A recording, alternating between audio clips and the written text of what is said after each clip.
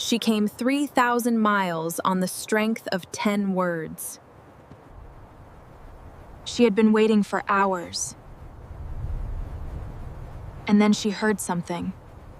A stranger, coming from the dark. He did not ask her name. He did not ask who she was waiting for. He simply stopped. The letters had been read so many times that the paper had gone soft, the creases worn deep as old scars. Willa Merritt kept them bound with a strip of blue grosgrain ribbon she had cut from the hem of her mother's Sunday dress, the last good thing her mother had owned before the fever took her 3 winters ago. 6 months of correspondence tied in that small, careful bow rested in her lap as the train carried her west through the dissolving world of everything she had ever known. She was 23 years old. She had the kind of face that people trusted without quite knowing why. Steady dark eyes set beneath a straight brow, a mouth that was quick to listen and slow to speak, hands that had been calloused since she was 14 by the looms of the Merritt Textile Works in Providence, Rhode Island. Her father's name on the building had meant nothing in the end. He had drunk the company into the ground before she turned 18, and the inheritance he left her was a talent for figures, a distrust of pretty words, and exactly enough money to purchase a second-class train ticket to Millbrook, Montana, with $11 remaining after the trunk fee. She had not cried when she left Providence. She had stood on the platform at the Providence station on the morning of the 7th of June, 1889, with her trunk checked into the luggage car and her reticule in her hands. And she had looked at the city she had lived in for her entire life. The church spires above the hill, the gray water of the river, the mill buildings rising in their solid, smoke-stained rows. And she had felt something that was not quite sadness and not quite relief, but something in between, a kind of careful closing, the way you closed a door on a room you did not intend to enter again. The train had carried her west through Connecticut and into New York, and the first night she had sat up in the second-class carriage because she could not sleep, watching the darkness move outside the glass and thinking about what she was doing and deciding not to think about it, which was a skill she had developed over the years into something approaching art. She was good at not thinking about things until she had to. She was good at waiting. She had placed the advertisement herself. She had sat at the small writing desk in her rented room on Benefit Street for the better part of an evening in November, crossing out words and writing them again, trying to sound neither desperate nor cold, trying to find the register of a woman who was practical and serious, and who understood that what she was doing was a business arrangement as much as anything else, even if the arrangement was marriage. Young woman of good character and domestic capability seeks correspondence with an honest man of the West, with matrimony as the object. She had read it back to herself twice, made one final change crossing out capable and replacing it with capable, and then posted it to the National Gazette on a Tuesday morning, walked home through the first snow of the season with her boots leaving dark prints on the fresh white sidewalk, and told herself she felt nothing in particular about it. She had received 5 replies in the weeks that followed. She had read all of them carefully, the way she read everything with full attention and without the charity of wishful thinking. 4 of them she had set aside almost immediately.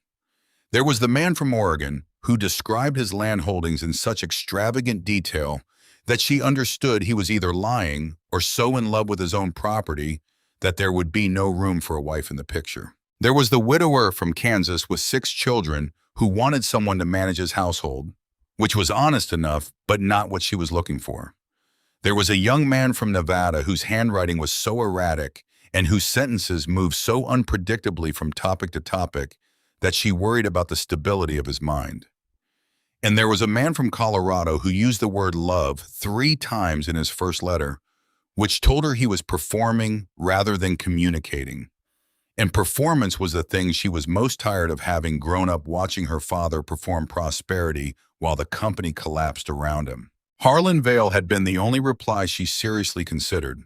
His letter had arrived 3 weeks after she placed the advertisement in a plain envelope, addressed in handwriting that was neither elegant nor careless, but something in between the script of a man who had learned to write for practical purposes and saw no reason to make it more than that. He introduced himself without flourish and without apology. He was 38 years old.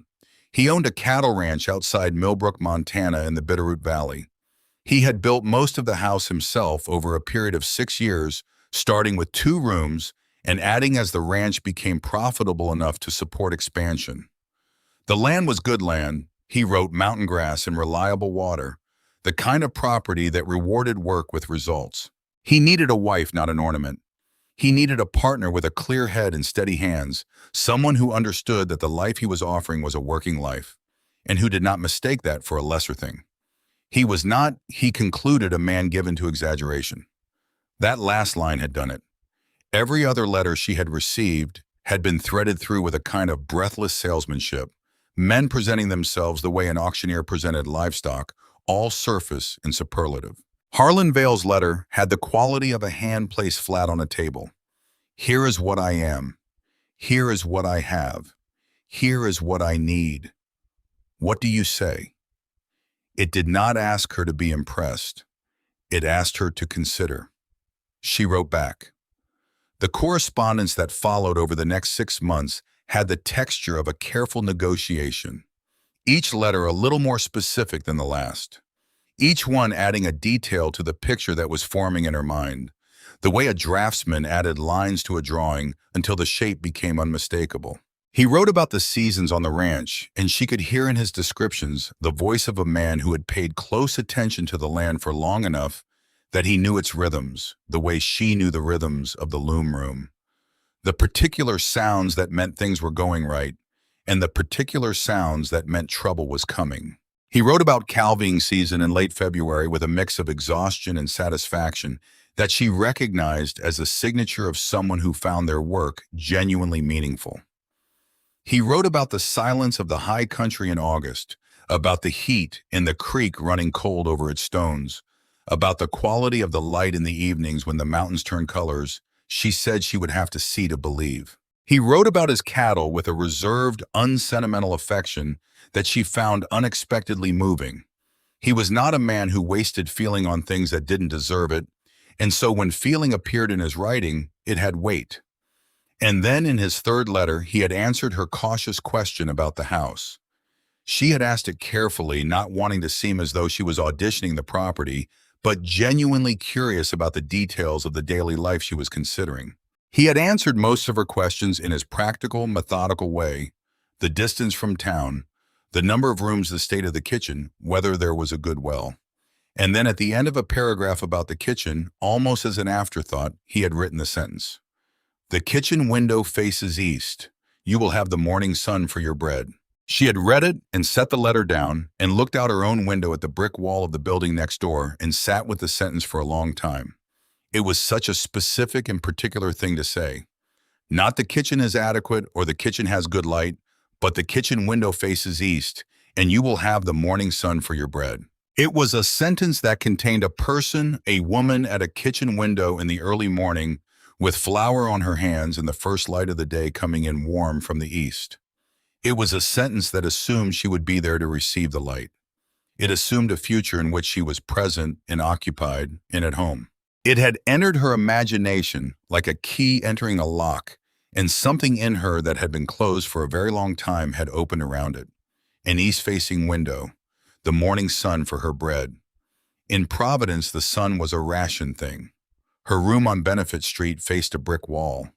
The windows of the textile works faced north by design because northern light was flat and consistent and diffuse and did not cause the workers to look up from their looms. She had lived the first 23 years of her life in a city that parceled out sunlight between tall buildings and smokestacks, and the promise of a kitchen window that faced east in the Montana morning had been, she understood now with the clarity of distance, the thing that had made Harlan Vale's letters feel less like correspondence and more like a country she already had a right to. She wrote back with more warmth than she had allowed herself in the earlier letters. She told him about Providence, about the mills, about her father's company, and what had happened to it.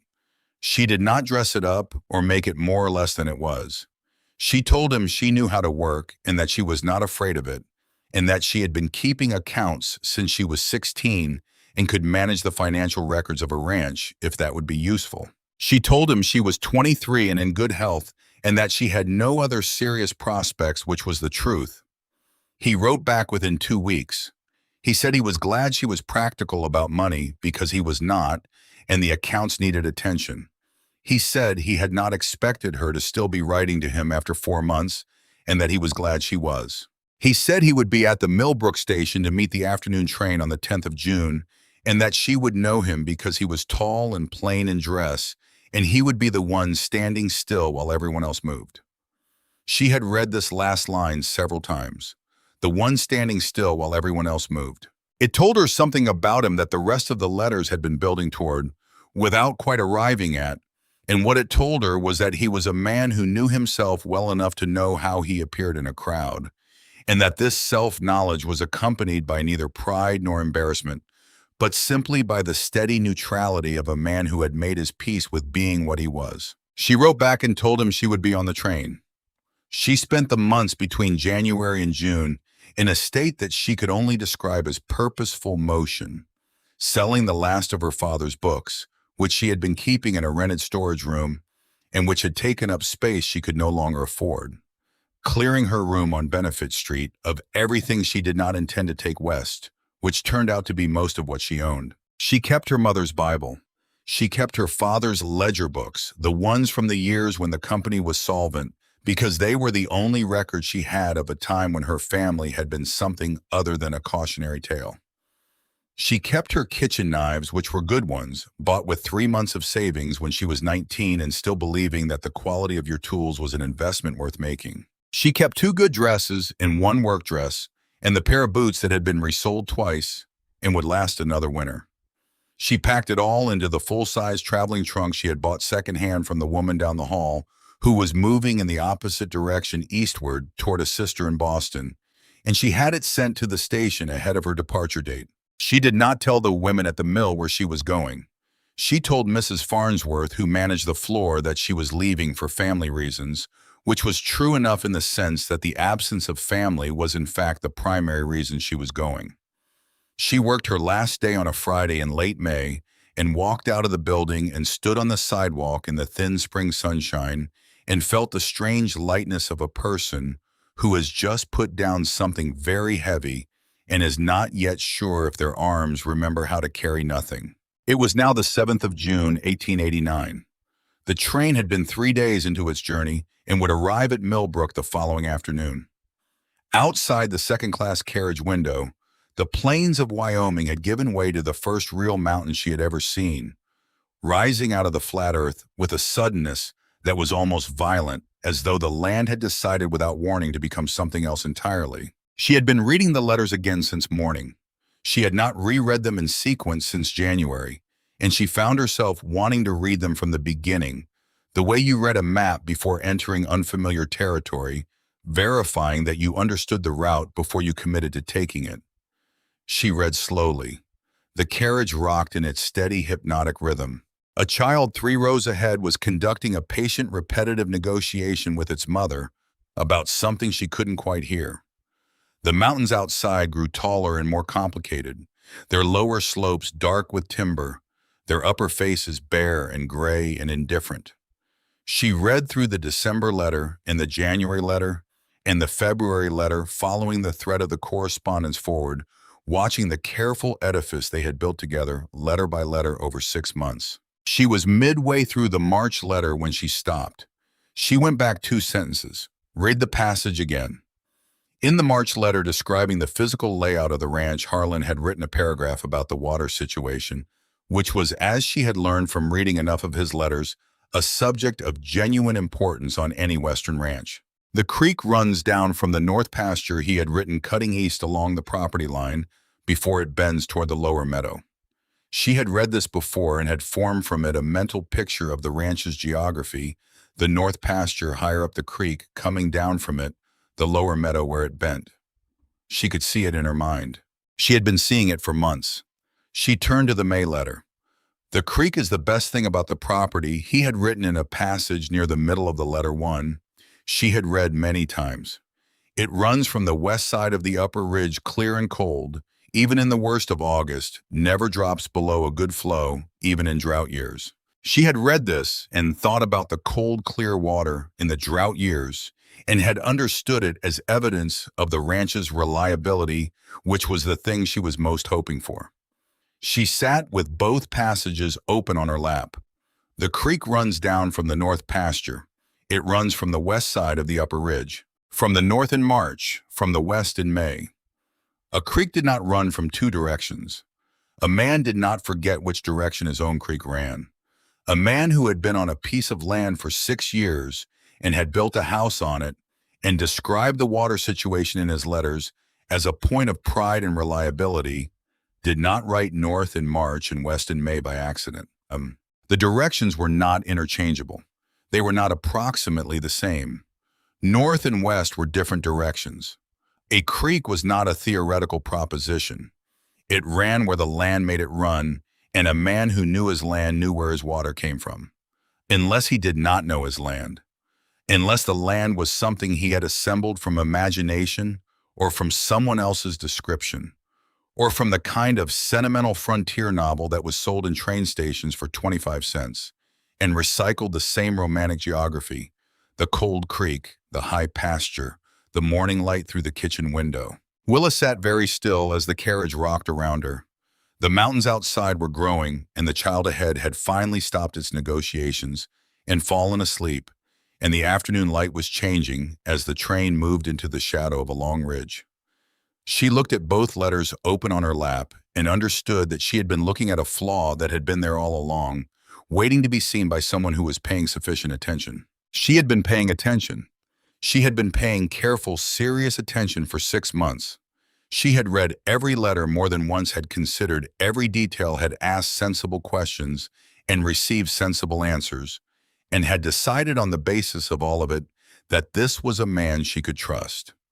And she had missed this. A detail in March that contradicted a detail in May. A creek that ran from two directions. She gathered the letters slowly, smoothed each one with the flat of her hand, and retied the ribbon in its careful bow. Her hands were very steady. She noted this steadiness with a kind of remote admiration, as though observing the hands of a stranger who was behaving with more composure than the situation perhaps warranted. She looked out the window at the mountains. She was still 23 years old. She still had the kind of face people trusted.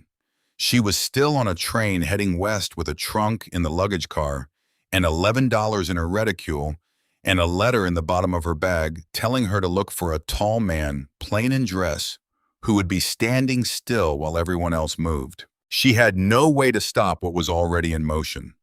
The train did not stop at places between stops, and the will of a young woman from Providence, Rhode Island, however clear-eyed and however steady, her hands did not constitute a reason to make an exception.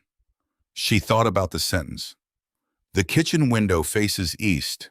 You will have the morning sun for your bread. She thought about the creek that ran from the north in March and from the west in May.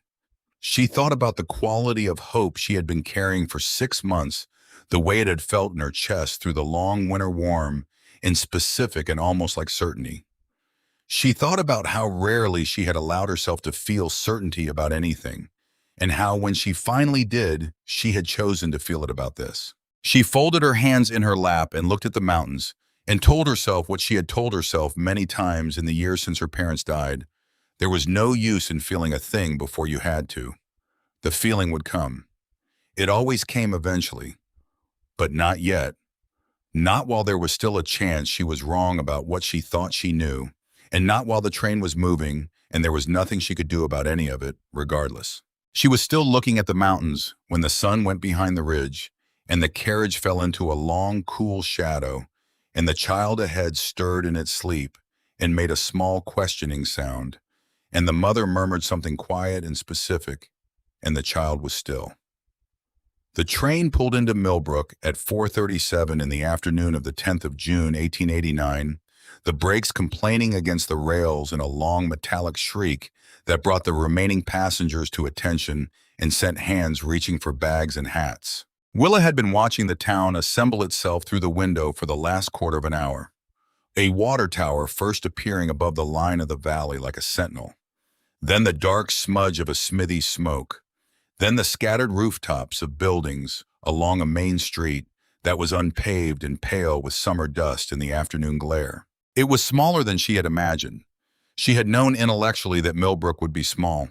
She had read about Montana towns in the newspapers and in a travel pamphlet she had found in the Providence Library, and she had understood that the settlements of the high country were not cities or even proper towns in the eastern sense, but more like thickenings of the landscape at points where commerce and geography had briefly coincided. She had understood this, but understanding a thing and seeing it were two different operations, and seeing Millbrook for the first time, the dozen or so buildings, the single main street, the mountains pressing in from every direction, as if the town were something the land was tolerating rather than celebrating, produced a sensation in her chest that was more complicated than simple disappointment. She stepped down from the carriage onto the raw lumber of the platform, which smelled of new wood and hot sun, and the particular mineral dryness of mountain air.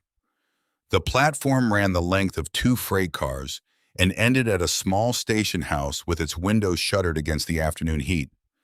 There was a hand-painted sign, Millbrook, Montana, the letters uneven but committed, done by someone who had wanted to be legible rather than decorative. There was a wooden bench with one leg shorter than the others propped on a flat stone.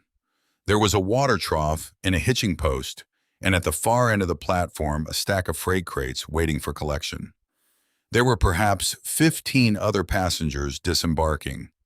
A family with an excess of children and luggage, the parents moving with the practiced, slightly desperate efficiency of people managing too many things at once. A man in a good suit who had the look of someone who made this journey regularly and found it unremarkable. Two ranch hands who had spent the trip in the front of the carriage playing cards and who now walked off toward the saloon down the street without looking back or breaking their conversation. Willa stood on the platform and waited for a tall man, plain in dress, who would be standing still. The passengers dispersed. The family was absorbed by a waiting wagon. The suited man found his contact at the far end of the platform and departed without ceremony. The freight was claimed by a boy with a handcart who appeared from the direction of the general store and went about his work with the focused indifference of someone performing a task he had performed many times before. The platform was empty. The train, which had been resting with the massive, patient stillness of something very large that has decided to stop moving, shuddered once and began to pull away. The whistle sounded one long cry that went out across the valley and returned diminished from the mountains, a smaller, lonelier sound. And then the train was gone, and the silence that replaced it was total, in the way that the silence of high country was always total, not merely the absence of sound, but the presence of something very large and very indifferent. She sat on the bench with the prop leg. She set her reticule in her lap and her hands on top of the reticule and looked at the main street of Millbrook, the general store, the saloon, a building that might have been a hotel or a boarding house, the church at the far end with its modest steeple pointing at the enormous sky, and she waited. He was late, that was all. A horse could throw a shoe, a calf could breach a fence, an axle could crack on a mountain road. 100 practical and sensible things could delay a man who ran a cattle ranch 5 miles from town on a working day in June. She was good at waiting. She had been waiting in one form or another for most of her life, waiting for her father to stop drinking, waiting for the mill to close as everyone knew it eventually would, waiting for some circumstance to shift in a direction that would allow her to do something other than the thing she was already doing. She was practiced at it. She knew how to sit still and breathe steadily and let time move at whatever pace it intended to move. The sun moved. The shadows on the platform grew long and shifted their angle and changed from the crisp shadows of afternoon to the softer, more amber shadows of approaching evening. The air, which had been warm when the train arrived, began to carry a chill from somewhere higher up that had nothing to do with clouds and everything to do with altitude. She pulled her traveling shawl closer around her shoulders. She watched the main street, which was not busy at this hour, a woman crossing from the general store to the building opposite carrying a paper parcel, 2 men talking in front of the saloon without apparent urgency, a dog sleeping in the road at an angle that suggested it had simply stopped there and not been able to think of a reason to get up. The station agent came out at dusk. He was a stooped man with a tired face and the manner of someone who had been doing the same job for long enough that it no longer required his full attention.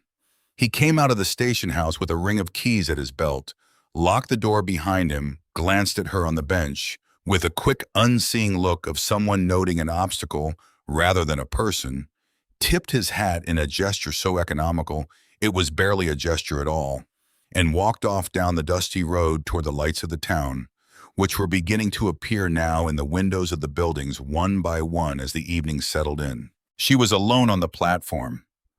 The first star appeared above the mountains to the east, a single bright point against the deepening blue so clear and close in the high-altitude air that it seemed almost within reach. Then another and another until the sky above Millbrook was full of them, a density of stars she had never seen in Providence, where the mills burned through the night and the sky glowed orange with the aggregate light of the city, and the stars were faint and apologetic things barely visible above the rooftops. These stars were different. They were bright and hard and numerous, the sky between them genuinely dark in a way that urban skies never were, and under other circumstances, she might have found them very beautiful. He was not coming. The thought arrived without drama, without the rush of a realization, but with the quiet physical certainty of something that had always been true and had simply been waiting for her to stop arguing with it. It settled into her stomach like a stone dropped into cold water. He was not coming. She had been sitting on this platform for 3 hours, and the sun had set, and the stars had come out, and he was not coming. She was in Millbrook, Montana, alone with a trunk in the station luggage room and a reticule containing $11 and 6 months of correspondence that she was now understanding with the specific clarity that darkness and cold and the total silence of an empty platform provided were not what they had appeared to be. A creek that ran from 2 directions, a man who was not coming, the architecture of a life built on paper by a man she had never met, for purposes she was only beginning to understand. She did not cry. She noticed the absence of tears with the same remote, almost clinical quality with which she had noticed the steadiness of her hands on the train, as though she were observing herself from a slight distance and finding the observations interesting. She was not at this moment a woman who cried. She was a woman who sat very straight on a bench with a propped leg on an empty platform in the dark and tried to think clearly about what was true and what needed to be done next. What was true, she was alone in a place she did not know. What was true, she had $11. What was true, she was 23 years old and in good health, and she had been managing difficult situations with insufficient resources for the better part of a decade. And whatever this was, it was a difficult situation with insufficient resources, and she had practice with those. What needed to be done, she needed to find somewhere to sleep. She was still organizing these thoughts when she heard the hooves. They came from the north end of town, slow and deliberate, the sound of an animal that had covered distance and was not being hurried. Then the sound of a second animal, heavier with a slightly uneven gait, a pack mule she would come to understand, loaded with supplies from a long day's run into town. The sounds came down the main street and turned toward the platform, and then stopped, and in the silence that followed, she heard the soft creak of saddle leather and the faint percussion of metal on metal bridle rings settling. She looked toward the sound. A man on horseback had stopped at the edge of the platform. He was leading the mule on a rope. In the starlight, she could make out his shape broad through the shoulder solid in the saddle, the brim of his hat pulled low over his face. He sat his horse the way men sat horses when riding had been part of their life, since before conscious memory, without thought, without adjustment, the way a person stood on solid ground without thinking about balance. It was the posture of someone for whom this was not an activity, but simply a condition of being. He was looking at her. She did not look away. She had learned in the years since her father's decline that looking away from things was a luxury she could not afford. They regarded each other across the short distance of the platform for a long moment, and then he swung down from the saddle in one smooth, unhurried movement, looped his reins over the platform railing, and walked toward her. His boots made a soft, measured sound on the wooden boards. As he came closer and the starlight gave her more of him, she saw a face that was neither young nor old, weathered by years of outdoor work into something angular and particular, with lines at the corners of his eyes that were not laugh lines exactly, but the lines of a man who had spent a long time looking at distances. He was perhaps late 30s, possibly 40. He carried himself without any of the performed confidence she had learned to recognize in men who wanted to be perceived as significant. He moved the way the mountains looked as if the question of how he appeared to others had simply never occurred to him. He stopped a few feet from her. He looked at her trunk, at her reticule, at the empty platform stretching behind her, at the locked door of the station house. He did not say, "What are you doing here?" He did not say, "Are you all right?" He seemed to understand with the efficiency of a man who was good at reading situations that both questions were answerable by observation, and that the answers were not ones she would necessarily want to put into words. "Ma'am," he said. His voice was a low baritone roughened at the edges by wind and outdoor living, not unkind. "Last train's been and gone." "I know," she said. Her voice came out smaller than she intended. She noted this and was annoyed by it and kept her expression even. He looked at her for another moment, steadily, assessingly, without the quality of intrusion. He was taking stock of the situation the way a practical man took stock of a problem, looking for the relevant facts. "Town's a fair walk," he said. "There's a boarding house. Mrs. Aldrich runs it. Clean place. Good woman." He did not ask her name. He did not ask who she had been waiting for or why they had not come. These were not questions it was his place to ask, and he seemed to understand this without being told. "My trunk," she said. He looked at the trunk. It was a full-size traveling trunk, banded in brass, the kind that weighed close to 60 pounds when full, and it was full. He looked at the mule, which was already laden with his own supplies. He considered the situation briefly. "I can take it on the mule," he said. "Redistribute some of the load." "Thank you," she said. And then, because it seemed like the kind of thing that mattered, one solid fact in a situation that had become short on them, "My name is Willa Merritt." He looked at her. Something moved in his face. Brief interior, a small adjustment, like a door opening an inch and then being held carefully in place. It was not an expression exactly, not something she could have named or described to another person, but it was there and she saw it and she filed it away without yet understanding what it meant. "Samuel Briggs," he said. He went to the trunk and took its weight with a matter-of-fact ease that suggested the strength of a man who moved heavy things regularly and had long ago stopped finding it notable. He carried it to the mule, rearranged the existing load with a few practiced movements, secured the trunk with a length of rope using knots that she could tell even in the dark were correct and efficient. He tested the load once with both hands and then took the mule's lead rope and his horse's reins in one hand and started walking toward the main street. She fell into step beside him. They walked in silence.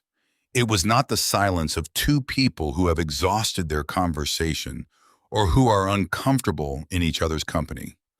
It was the silence of a situation that had not yet found the words appropriate to it, and there was something almost restful in the shared understanding that words were not at this moment what was needed. The main street of Millbrook was quiet in the evening. Most of its commerce finished for the day, a lamp burning in the window of the general store where someone was working late, the sound of a piano from the saloon carrying thinly in the still air, the dogs still asleep in the road, making no concession to their passing. The dust was fine and pale, and their footsteps raised small, slow clouds of it that drifted in the windless dark. She thought about what she had just done, accepting the guidance of a stranger in an unfamiliar place in the dark, and tried to locate the fear that should have accompanied this, and found that she could not.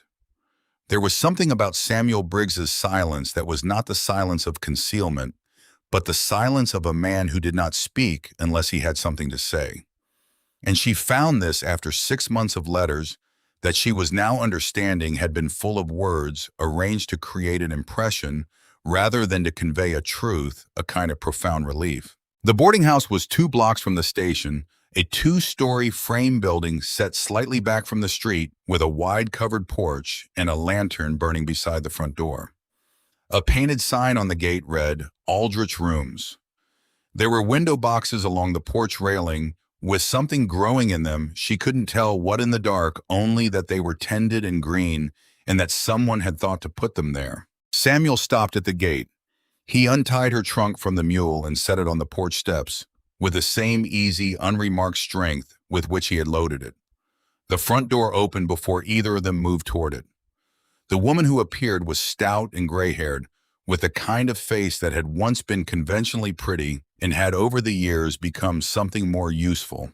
Sharp, dark eyes, a strong jaw, an expression of calm, comprehensive competence. She wore an apron over a plain dark dress, and her hair was pinned back with the pragmatic efficiency of a woman who had more important things to think about than her hair. "Mr. Briggs." Her voice was dry and measured, a voice accustomed to being listened to. "Wasn't expecting you until the end of the month." "Mrs. Aldrich." He nodded toward Willa. "This lady needs a room." Mrs. Aldrich looked at Willa with the practiced, thorough appraisal of a woman who had been assessing arriving travelers for long enough to be very good at it. She took in the traveling dress that had been worn for 3 days, the reticule held with the slightly excessive firmness of someone maintaining a grip on the one thing they had left to hold on to, the posture that was still correct past the point where correctness should have failed. "Of course," she said, not warmly, not coldly, simply with the matter-of-fact competence of a woman who had made a business of providing what people needed and who extended that provision without sentimentality. Willa turned to Samuel Briggs. In the light from the doorway, she could see his face with more clarity than the starlight had allowed, and she thought again that it was a face that rewarded looking not handsome in the conventional easy sense, but the kind of face that became more fully itself, the longer you looked at it, as though it had been made for the long view rather than the first impression. "Thank you, Mr. Briggs," she said. "I am in your debt." He did not deflect this with the practiced dismissiveness that some men use to avoid the discomfort of being thanked. He received it simply with a slight nod, as he received most things. Then he spoke to Mrs. Aldrich. "Put her first week on my account." Willa opened her mouth. "I insist," she said.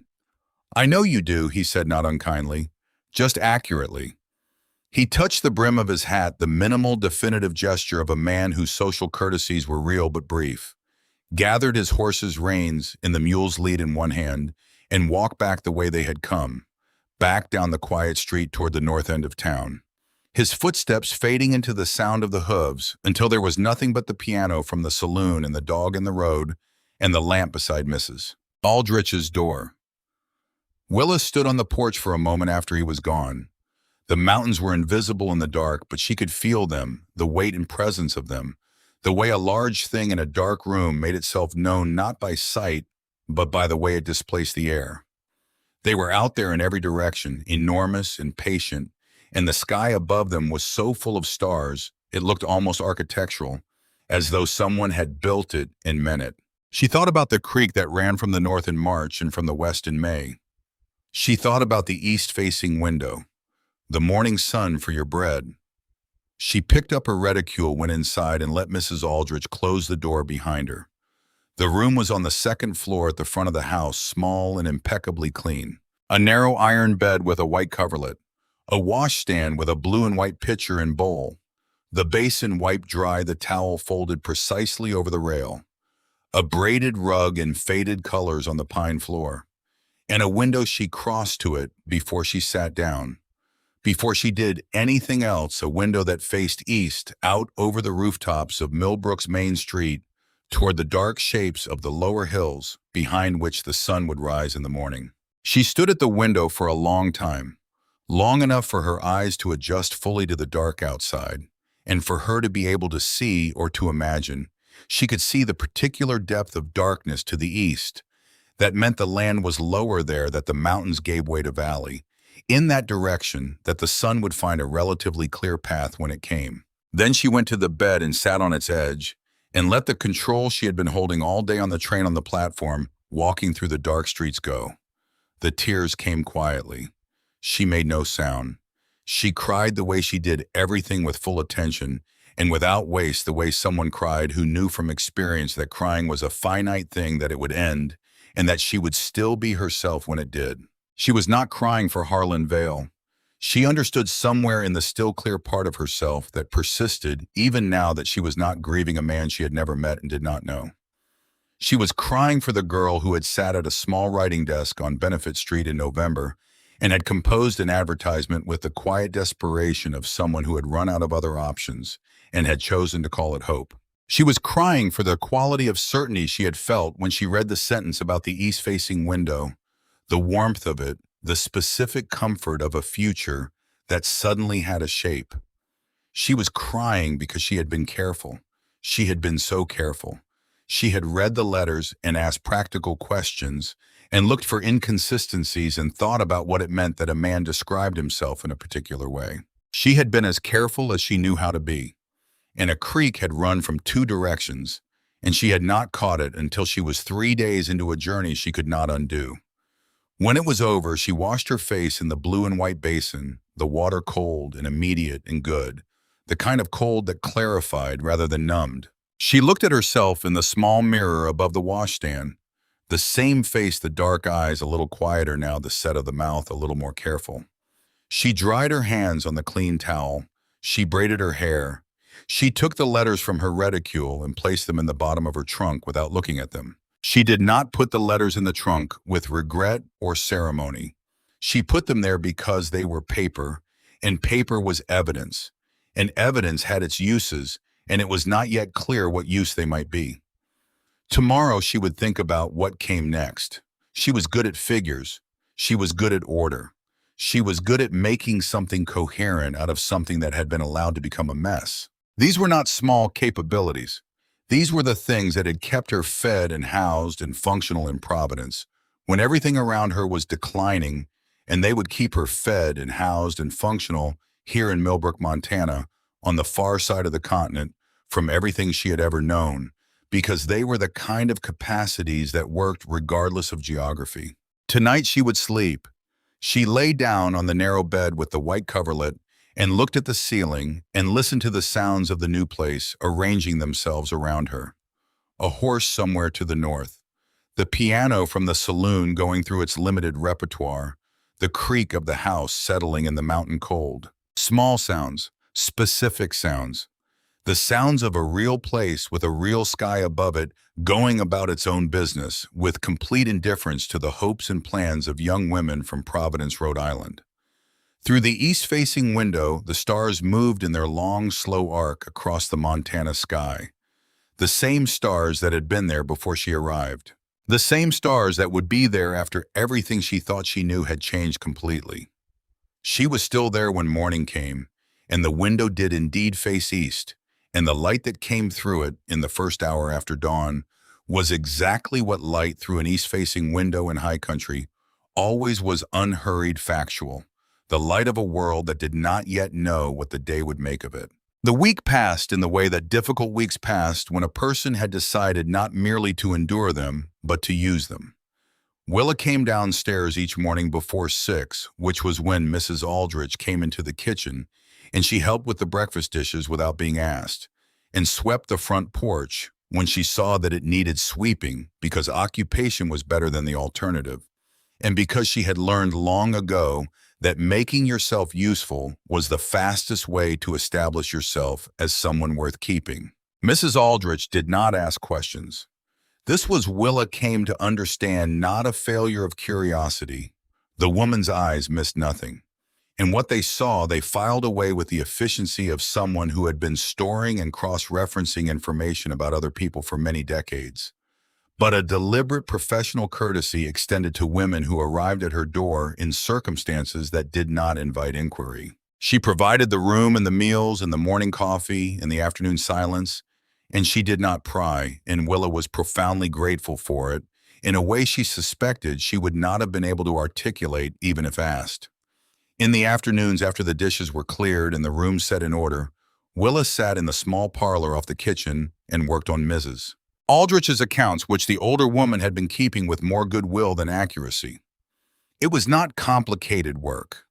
The boarding house was not a complicated operation, but it had been allowed to accumulate errors in the way that accounts accumulated errors when the person responsible for them was better at other things, and Willa worked through the errors one by one with the focused, slightly compulsive pleasure she had always taken in making numbers do what they were supposed to do.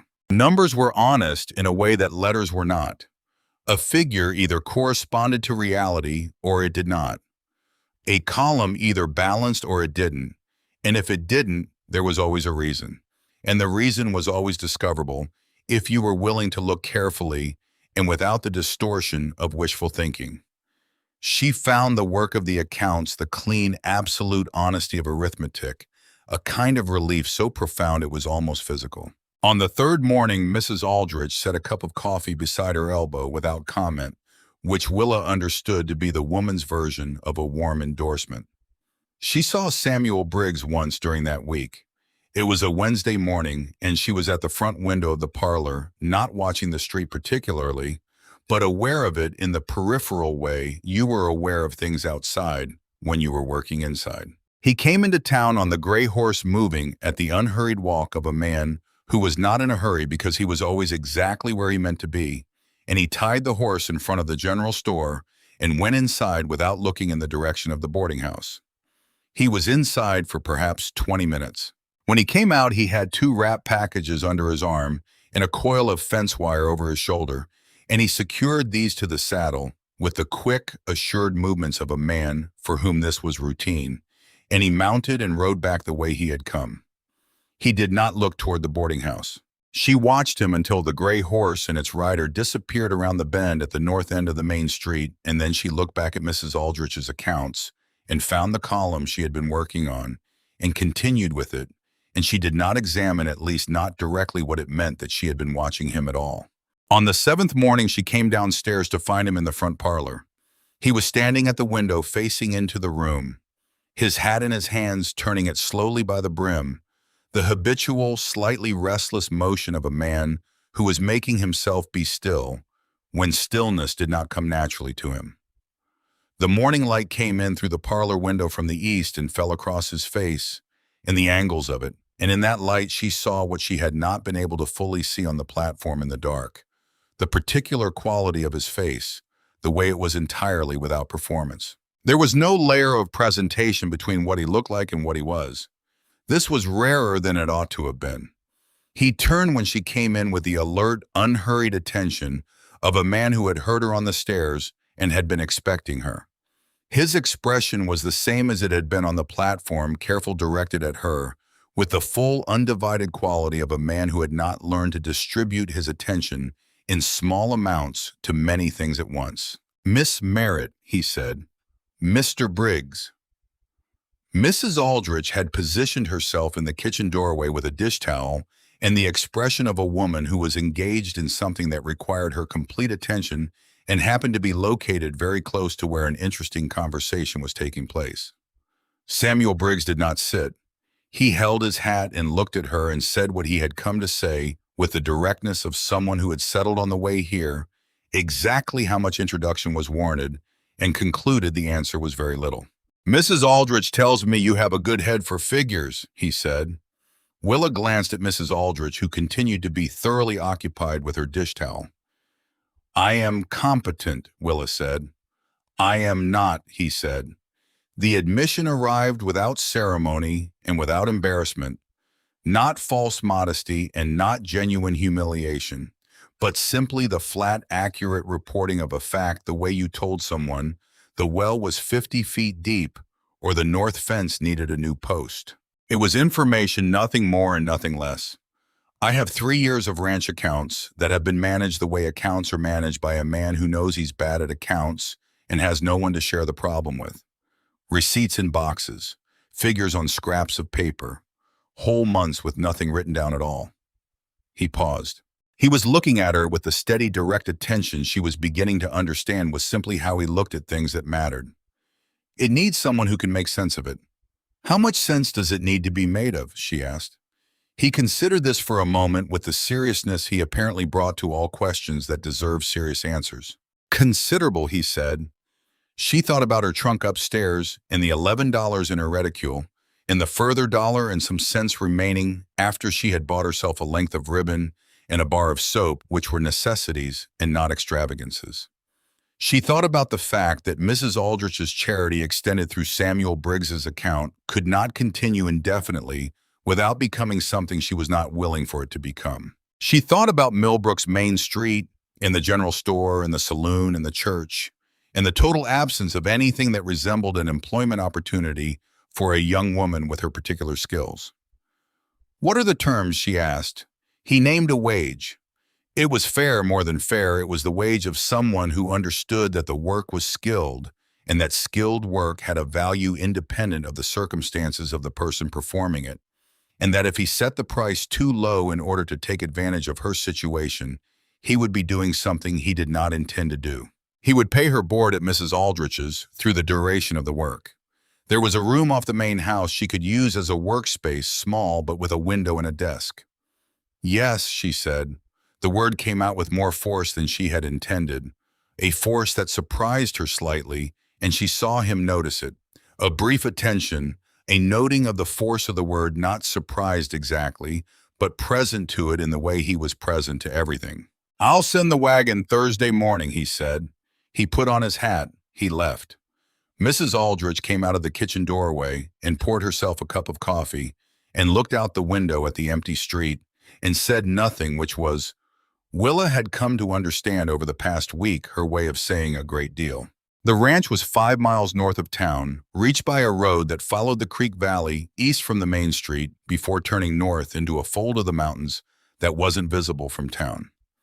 The wagon ride took 40 minutes on a road that was serviceable but not comfortable, and Willa spent most of it looking at the country she was passing through, the sage-covered slopes, the stands of fir and pine on the higher ground, the creek running alongside the road through thickets of willow brush, cold and clear and fast over its stones. She looked at the creek and thought about north and west and let the thought be what it was without embellishment. The ranch house came into view as the wagon rounded a long bend in the road, a low, solid structure built of hewn logs with pale mortar in the joints, a wide covered porch running the full length of the front, a barn behind it and 2 smaller outbuildings, a corral with several horses, fencing running in clean lines up the slope of the hill to the north. The whole property had the quality of something built by someone who intended it to last, not picturesque, not trying to be, but tight and square, and made to the land it sat on. Samuel was on the porch when the wagon arrived. He showed her the workspace, a room off the side of the main house that had been recently cleared of the accumulated tack and hardware and boxes that had filled it, leaving enough space for the desk and chair he had moved in and the 2 wooden crates that sat beside the desk. A window on the east wall, morning light. She noticed it without saying anything about it. "Not much," he said, looking at the room. "It will do," she said, and meant it. He showed her the well, the kitchen, the outhouse, the places she would need to know about if she was to spend her days here. He said these things in the manner of someone completing a necessary checklist, neither welcoming nor unwelcoming, just thorough. Then he put his hat on and went back to work, and she sat down at the desk and opened the first crate. He had not overstated the situation. 3 years of ranch accounts in the hands of a man who was, as he had said without embarrassment, not competent at accounts, was a particular and specific kind of disaster. It was not the chaos of carelessness or indifference she could see that he had tried repeatedly, and with real effort had organized and reorganized, had started fresh systems and abandoned them, had done his best with a set of tools that were simply not the right tools for the job. The disaster was the disaster of a sincere person attempting work they were constitutionally unsuited for, and there was something almost poignant about it. The accumulated evidence of a capable man trying and failing at the one task his capable mind was not built to perform. She opened the fresh ledger she had brought in her trunk, sharpened her pen on the small whetstone she carried in her work bag, and began. The first morning passed in total silence, except for the scratch of her pen and the sounds that came from outside horses in the corral, the rhythmic impact of something being fixed somewhere behind the barn, the occasional exchange between Samuel and one of the 2 ranch hands who worked the property. He did not come to check on her. He did not look in at the door. He had hired her to do a job, and he was apparently content to let her do it without supervision, which was a more intelligent approach than many employers took, and which she appreciated in the precise professional way she appreciated effective management. The second morning she arrived to find a tin cup of coffee on the corner of her desk. It was hot and black, and there was no note, and there was no one in the workspace or the immediately adjacent area. She drank it. It was very good coffee, not the adequate serviceable coffee of the boarding house, but the coffee of someone who had been making coffee for themselves for long enough to have developed strong views about it and the skill to act on those views. The third morning it was there again. She did not thank him. He did not mention it. By the fourth morning, she understood that the coffee was not a gesture that required acknowledgement. It was simply a fact, like the desk in the east-facing window and the sound of the creak she could hear faintly from the open door on warm afternoons. It was there. It would be there tomorrow. It was as reliable as arithmetic. The weeks passed. The chaos in the crates resolved slowly and then more quickly as she developed a thorough understanding of the categories and periods and the particular idiosyncrasies of his record-keeping in each of the 3 years she was working through. She established a consistent taxonomy, first mapping every kind of expense and income onto a system that would hold across all 3 years, and then she worked backward through each year, separately building a clean, accurate picture before attempting to connect them. She worked with the particular focused quality of attention she brought to everything. She did not fast, not showy, but thorough and exact in accumulating toward clarity, the way a long journey accumulated toward its destination, one careful mile at a time. In the afternoon, she was aware of him on the porch. He worked there sometimes in the later part of the day after the heaviest ranch work was done, sitting in the chair closest to the railing with whatever needed repairing or maintaining, a length of bridle leather, a harness buckle, a pair of boots. The 1,000 small items that a working ranch generated in constant need of attention. She could see a portion of the porch through the doorway of her workspace, and she found herself, without deciding, to noting the rhythm of his presence there, the way he moved, the economy of it. Nothing wasted, each task completed in the most direct way available. His hands always busy with something specific. She noticed his hands particularly. They were never fully still. When he was not working on something practical, he was turning something over between his fingers, a piece of wood, most often a smooth stone occasionally. The hands of a man whose mind ran constantly and whose hands needed something to do while it ran. 3 weeks into her time at the ranch, she arrived on a Thursday morning to find beside the coffee cup on the corner of her desk a small carved figure. It was a meadowlark, perhaps 3 inches tall, cut from a pale, close-grained wood she didn't recognize. The work was extraordinary, the head tilted to one side as if the bird had just heard something worth paying attention to. The wing feathers articulated with delicate parallel cuts, the feet gripping a branch that had been suggested rather than fully realized, which somehow made the figure more alive than a complete perch would have done. It was not the work of someone experimenting with a new skill. It was the work of someone who had been doing this for a long time and had developed through long private practice a real mastery that had no audience and required none. She was still holding it, turning it in the morning light from the east window, when she heard his boot on the threshold. "My hands get restless," he said from the doorway. He said it in the tone of a man providing a factual explanation rather than seeking a response, as if the carved bird were a problem he was accounting for rather than a thing he had made and given to another person. She looked at the meadowlark and then at him. "It's beautiful," she said. The back of his neck reddened above his collar.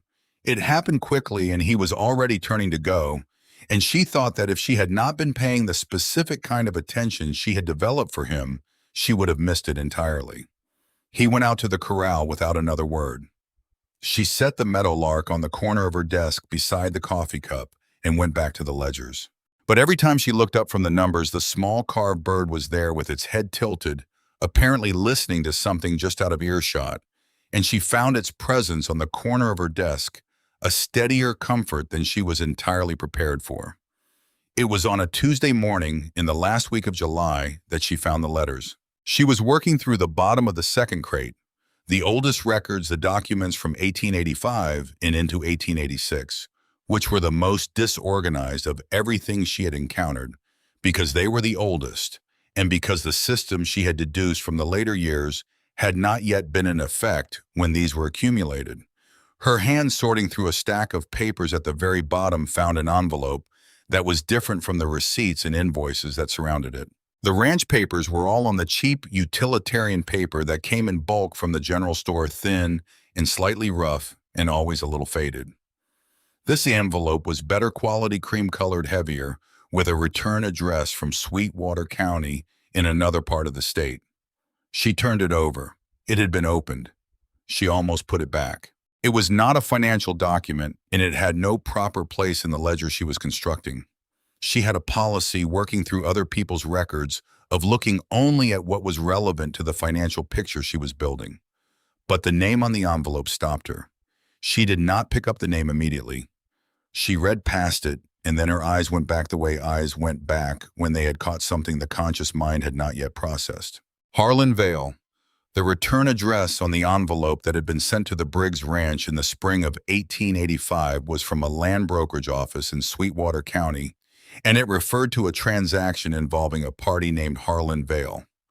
She opened the envelope. The letter inside was from the land broker.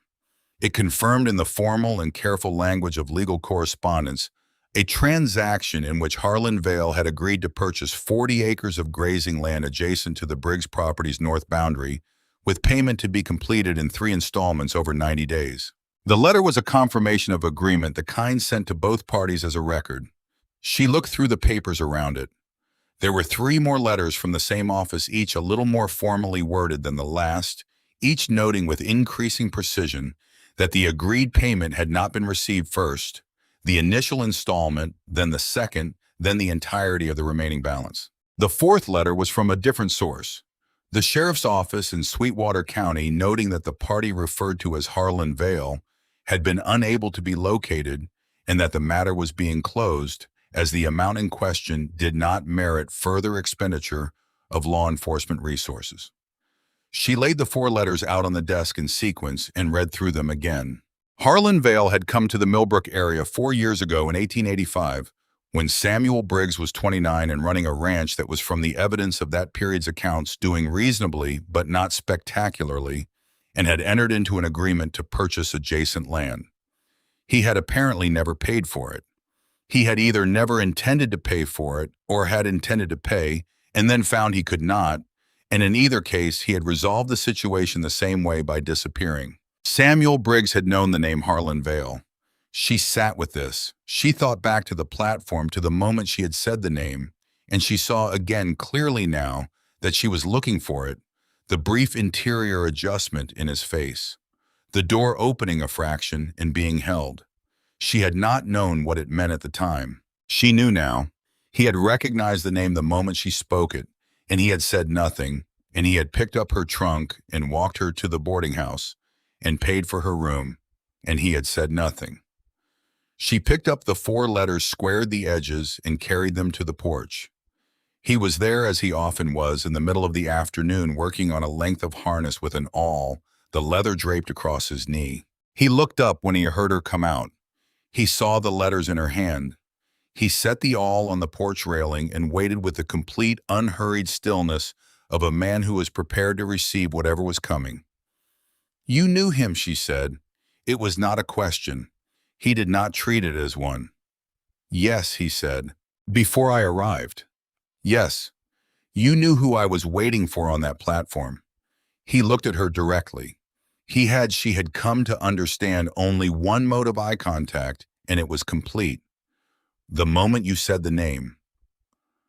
The mountain wind came through the pines on the upper slope and moved the grass in the corral and carried with it the smell of pine resin and something cleaner underneath, something that was just the smell of high-altitude air, which had no equivalent in anything she had encountered before Montana. She could hear the creek from somewhere to the north, faint and steady, which was where she thought it probably actually came from. "Why didn't you tell me?" she asked. She kept her voice even. She was very good at keeping her voice even. She had been practicing it since she was old enough to understand that losing control of your voice in difficult conversations cost you ground you needed to hold. He was quiet, not the quiet of a man looking for an exit or composing a deflection. The quiet of a man choosing his words with the same deliberateness with which he chose everything else. Not because he was slow, but because he understood that words once spoken could not be taken back, and that the right word at the right time was worth far more than any number of approximate words deployed quickly. "You had been on that platform for 4 hours," he said. His voice was low and level, and it carried the quality of a statement that had been considered rather than constructed in the moment. "In the dark, alone, with your trunk and no one coming." He paused. Knowing who he was and what I knew about him wouldn't have changed what he'd done. It would have only added to it. She stood with this for a moment. She let herself think about what it would have meant in that specific moment on the platform. The cold and the dark and the silence, and the certainty that had just finished forming in her stomach, like a stone, to have also learned in that same moment that the man who hadn't come was not merely unreliable, but was a man who had done this before, had made agreements and not honored them, had perhaps made a practice of it.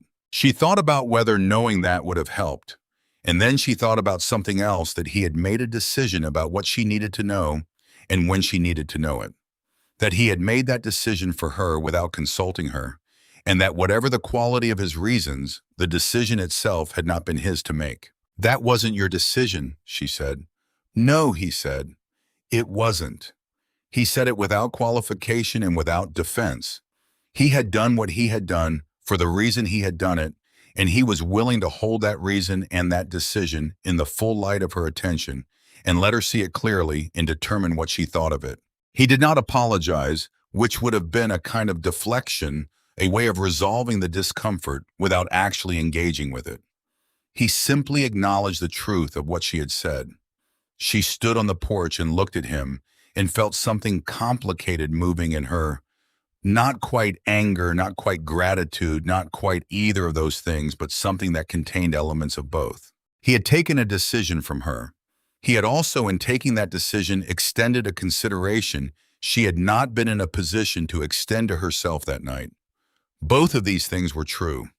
She was a person who worked with figures, and figures did not simplify inconveniently. They were what they were. "I need to finish looking through these records," she said. "Yes," he said. She went back inside. She put the letters at the bottom of the crate where she had found them. They had no place in the financial ledger she was building. She covered them with the other papers and went back to work. And the meadowlark on the corner of her desk looked at her with its head tilted as though it had heard everything and was still waiting to hear more. She did not bring up the letters again. He did not bring them up. But something had changed between them. Not badly, not in a way that made the mornings difficult or the silences strained, but in the way that a room changed when two people in it acknowledge without speaking it aloud that they were both aware of the same complicated truth. The coffee appeared each morning. The silence between them had a different quality now, not the silence of two strangers still learning the dimensions of each other's presence, but the silence of two people who had looked at something real together and come through it still in the same room. It was on a Thursday morning in the first week of August that the stranger arrived. She heard the horse before she saw anything coming up the ranch road at a pace that was faster than ordinary business required, pulled up sharply in the yard with a spray of dust. She came to the doorway of her workspace and saw a man she did not know dismounting in the middle of the yard and brushing road dust from his coat with the self-conscious movements of someone who wanted to appear to have arrived with more composure than he had.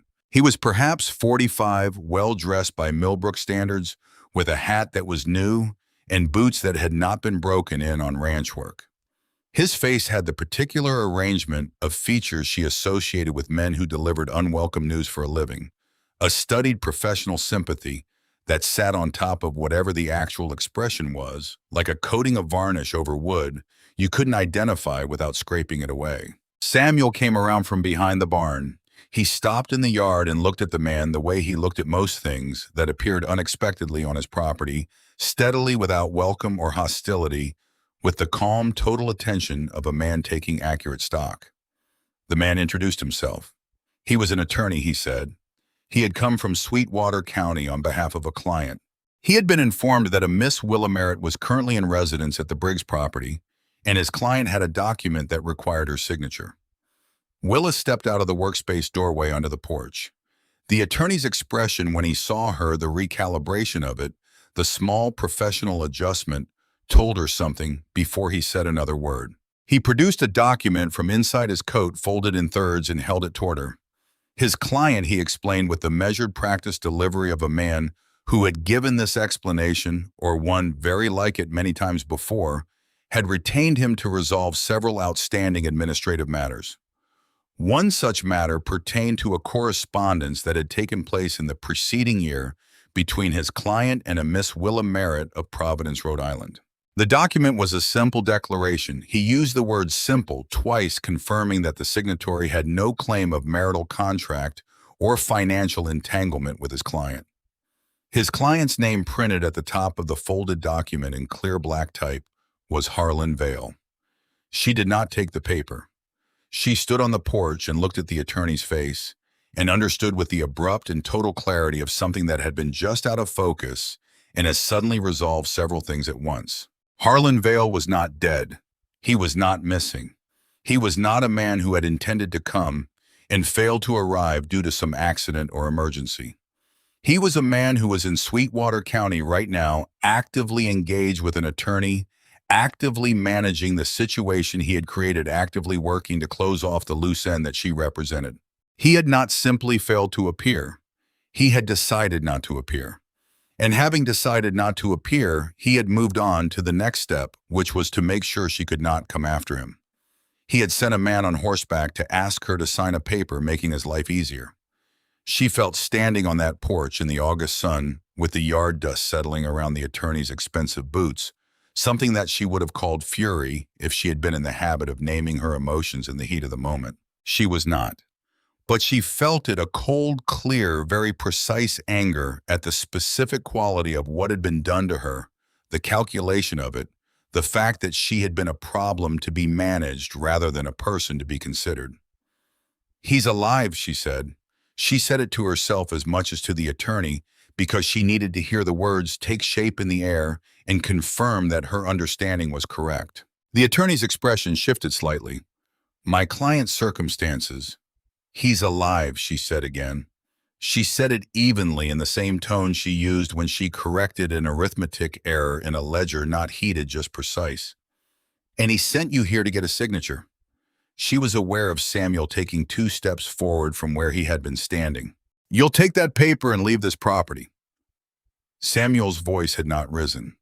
It had, if anything, lowered, settling into a register that was not a threat, but was something more substantial than a threat, the statement of a fact that was going to be true, regardless of what anyone thought about it.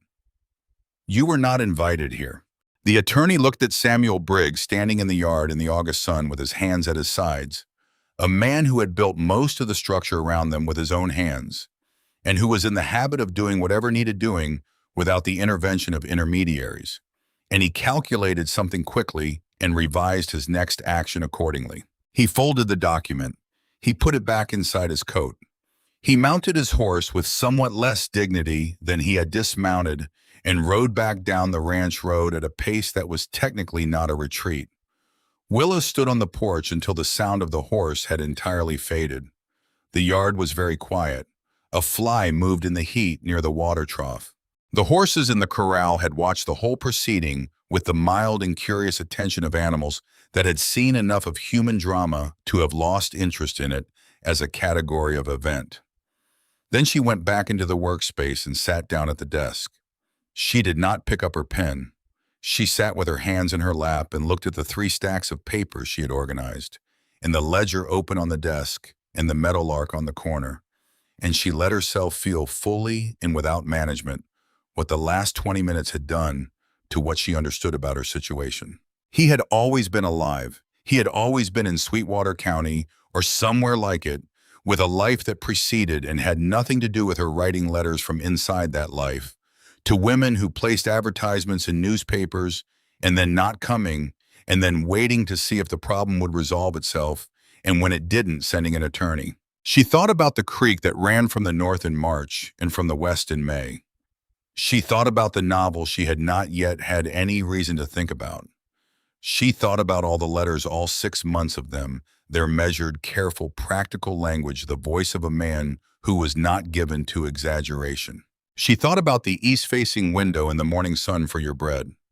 She sat with all of it for a long time, and the afternoon light moved across the wall, and outside she could hear Samuel moving around the property, the ordinary sounds of the ranch resuming after the interruption, and these sounds were somehow steadying, not because they resolved anything or answered any question, but because they were real, absolutely and unambiguously real, the sounds of actual work being done in an actual place by an actual person. She was still sitting at the desk when Samuel appeared in the doorway. He looked at her with the full, quiet attention she had come to expect from him, and she saw again the anger she had seen in the yard, deep and still and cold, held under careful control, the anger of a person feeling something on behalf of someone else rather than for themselves. "Are you all right?" he asked. "Yes," she said, and then no. And then because honesty had always seemed to her more useful than its alternatives. "I don't know yet." He nodded. All three answers were apparently acceptable to him. That evening, he did not go inside after supper as he usually did. The ranch hands had gone to their bunkhouse, and the property had settled into its evening quiet, and when Willa came out of the workspace to wait for the hired man who brought her to and from town each day, she found Samuel in the porch chair, with his hands on his knees, looking at the mountains, in the particular way he looked at them at the end of long days, as though drawing from them something that replenished what the day had taken. She sat in the other chair. The silence between them was different from the silence they usually kept together. It had more weight to it, the weight of a day that had changed the shape of things. After a while, he began to talk. He talked about his parents. His father had come from Ohio with $60 and a team of horses and a practical, unromantic conviction that the Montana high country was good cattle country and that a man with sufficient patience and sufficient willingness to work could make something permanent there. He had been right, and he had spent his life proving it, building the ranch year by year the way you built anything worth building, slowly with attention, without cutting the corners that would cost you later. He had built the first 2 rooms of the house in the fall of 1871 and had added to them every year until he died. His mother had come from Indiana. Samuel said brought by the same kind of arrangement that had brought Willa to Millbrook, a correspondence with a man she had not met, a journey west on a train, an arrival at a station in an unfamiliar place. She had been 21. She had made the kitchen garden and the window boxes on the front porch and had planted the cottonwood by the creek, which was now taller than the barn. She had worked alongside his father for 20 years and had never, as far as Samuel could tell, regretted the decision that had brought her there. His mother had died in the winter of 1882. His father the following spring, as though the one had been the reason the other continued, and the reason gone there was nothing left to continue for. Samuel had been 26. He had buried them both in the Millbrook Cemetery and come back to the ranch and kept working, which was the thing you did when you were a person who worked, because the cattle did not stop needing care, because you were grieving and the fences did not hold themselves together in your absence. And the accounts here, he paused briefly with the dry awareness of a man making a point about himself that was not entirely comfortable. The accounts did not organize themselves. 7 years, Willa said quietly. 7 years, he confirmed. He did not say that it had been lonely. She would come to understand that this was a word he did not use, not because the feeling was absent, but because he did not have the habit of naming feelings the way some people did not have the habit of naming colors, not because they didn't see the colors, but because the naming of them seemed beside the point. But she heard the loneliness in the specific way he described the house in winter, the particular quality of quiet that a house had when you were the only person in it, which was different from all other kinds of quiet. The way he said it told her he had listened to that quiet for long enough to know exactly what made it different. She thought about her own quiets. The room on Benefit Street with the brick wall outside. The evenings after her father died when she had come home from the mill to an apartment that contained everything she owned and none of it spoke to her. The way she had made herself be content with solitude because the alternative was to admit she wasn't, and admitting it served no useful purpose when you were alone and could not change it. The hired man came at dusk, pulling up to the gate in his wagon with the punctual reliability that was the best thing about him. Willa stood and thanked Samuel for supper. They had been eating supper together at the kitchen table for several weeks now, a development that had not been discussed and had simply happened the way most things between them happened, and he nodded in his complete, unhurried way. She was at the gate when he spoke. "Miss Merritt?" She turned. He was still in the porch chair, his face in shadow, the last light of the evening above the mountains at his back. "The man from today," he said. "He won't be back." It was not a boast. It was not a threat, recalled in the telling. It was a simple statement of a thing that was true because he intended it to be true, and she understood that the intention was not an expression of power over the situation, but an expression of position, his position, which was between her and the direction from which that kind of thing came. "I know," she said. She meant it as more than simple agreement. She meant, "I understand what you are doing, and I understand that you are doing it without being asked and without requiring acknowledgement, and I am keeping track of it, and it is not nothing."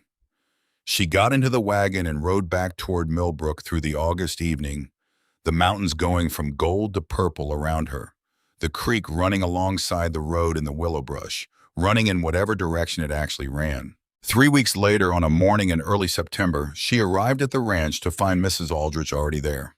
The older woman was at the kitchen table with a cup of coffee and an expression that Willa had learned over the months of living in her house to associate with the possession of significant information that was about to be shared. Samuel was at the table too with his own coffee, with the expression of a man who had already heard something and was waiting to see how it landed. Willa came in and sat down.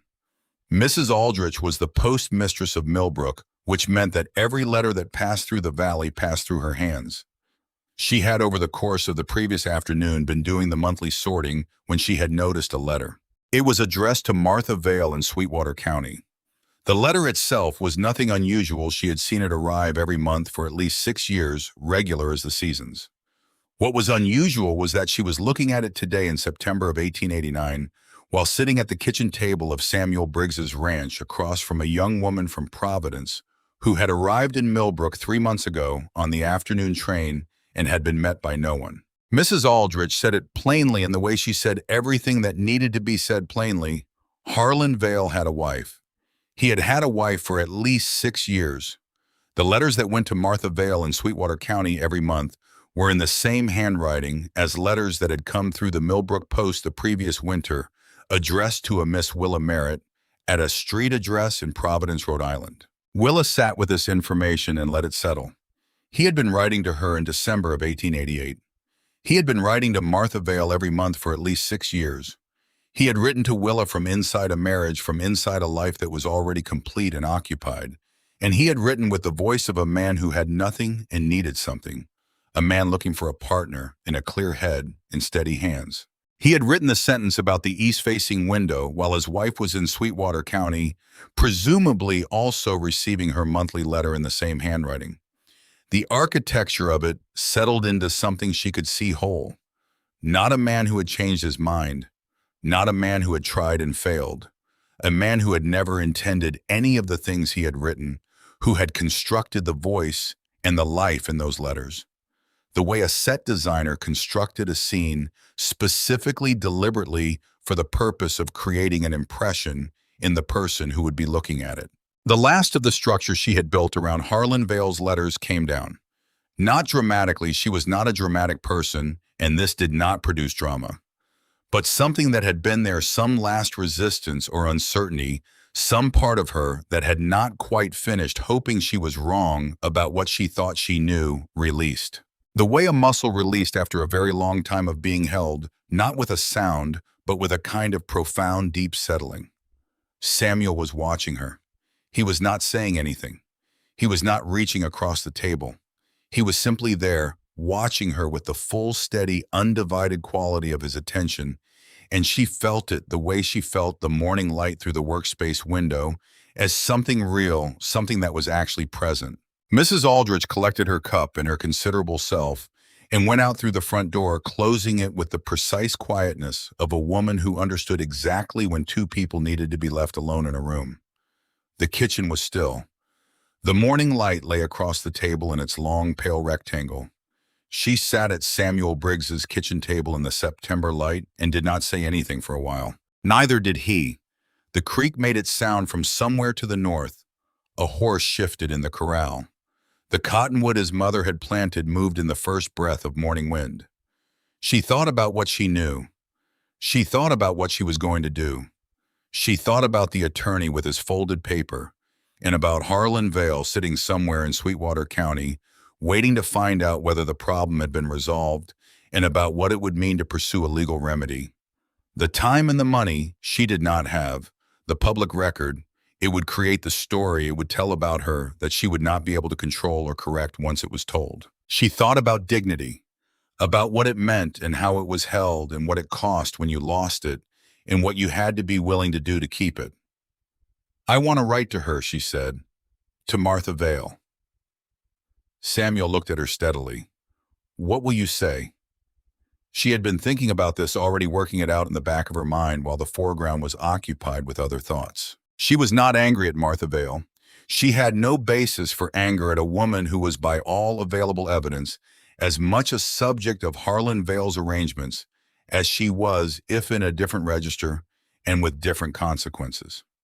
She felt toward Martha Vale a kind of sober, pragmatic kinship, the feeling you had for someone you had never met, but with whom you shared an experience that most people were lucky enough never to have.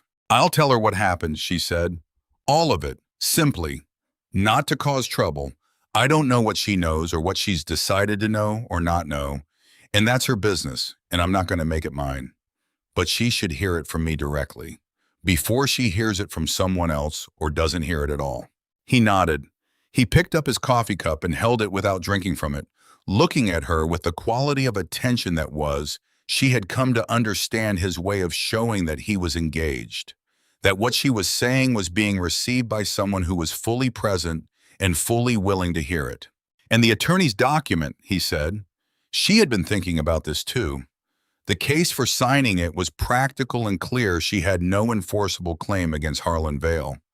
6 months of letters, however specific, however detailed, however full of east-facing windows and cold-running creeks, were not a legal contract. A breach of promise claim required documentation and witnesses, and above all, money and time, and the outcome of such a claim, even if she prevailed, was public exposure and public humiliation in exchange for whatever nominal sum a court might be induced to award. She would be the jilted mail-order bride, the fool who had traveled halfway across the continent for a man she had never met. The story would define her in a way that nothing else she did would be able to undefine. The case against signing it was simple. She had not signed it, and she was not going to not because the paper gave her any practical advantage.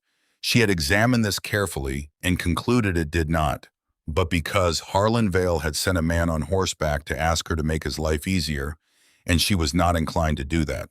Not at any price, and certainly not for free. "I won't sign it," she said. Something moved in Samuel's face, the same small, brief thing she had seen in the yard when the attorney turned his horse. The deep, contained satisfaction of a man who had hoped for a particular answer and received it. "No," he said. "I didn't expect you would." She wrote the letter to Martha Vale that afternoon at her desk in the workspace with the meadowlark watching and the sounds of the ranch coming through the open door in the warm September air. She wrote it 3 times before she was satisfied. The first version was too long and too explanatory a letter that spent too much of its effort on context and not enough on the essential facts. The second version was too careful, the language hedged in ways that were polite, and were also dishonest in the way that excessive care was always a little dishonest. She was managing the other person's reaction rather than simply telling them the truth. The third version was a single page written in the same hand she used for the ledgers, each fact in its proper place. Nothing embellished and nothing withheld. She told Martha Vale what had happened, the advertisement, the letters, the east-facing window. She included this because it was specific and because it mattered not to her pride, but to her understanding of what Harlan Vale was. The platform in the dark, the trunk, the empty platform. She told it plainly without self-pity and without accusation, in the tone of a person delivering an accounting rather than a grievance. She said at the end that she did not know what Martha Vale knew or what she had decided about her own situation, and that this was entirely her own business. She said she thought a woman in her position deserved to hear this from the person it had happened to. She said she wished her well, and she did.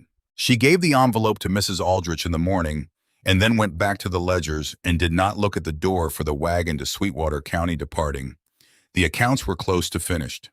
She had known this for a week, the way you knew the end of a long road was close, when you could see the change in the landscape ahead, the way the distance was beginning to have a different quality. She had been working toward this point for 3 months, and she could see it from where she was now. 2, perhaps 3 more days of work, and the final figures would close, and the 3 ledgers would be complete and accurate and coherent, and her reason for being at the ranch would be finished. She turned this fact over in her mind on the wagon rides to and from town, on the afternoons when the work had a meditative quality and part of her attention could be elsewhere. She was not in the habit of sentimentality. She had no intention of beginning now. But honesty, and she was above all things honest with herself, because dishonesty with yourself was the most expensive kind. Honesty required her to acknowledge that the ranch had become something she did not have a clean word for. Not home, not yet, she was careful with that word, but something close to the direction of home. The particular smell of the pines in the cool of the morning when the wagon turned north from the main road. The sound of the creek from the open door in the afternoons. The meadowlark on the corner of the desk.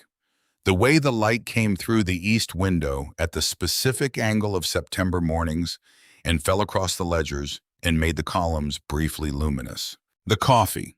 Every morning without fail, without comment, without requiring acknowledgement, the coffee on the corner of her desk. She finished the accounts on the last Friday of September. She sent the hired man back and told him she would walk, which was not practical and was also necessary because she wanted to finish in the proper way in her own time without the constraint of someone waiting at the gate. She closed the final column at 5:30. She set her pen in its rest and sat for a moment in the particular quiet of finished work, which was different from all other quiets. Then she stacked the 3 ledgers and carried them out to the porch. Samuel was closing the corral gate when he saw her come out.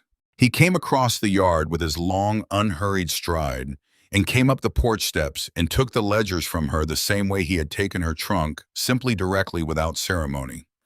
He opened the top ledger and turned the pages slowly, not reading every figure, but taking in the quality of the work, the clean columns, the consistent hand, the order that had been made. He looked at it for a long time.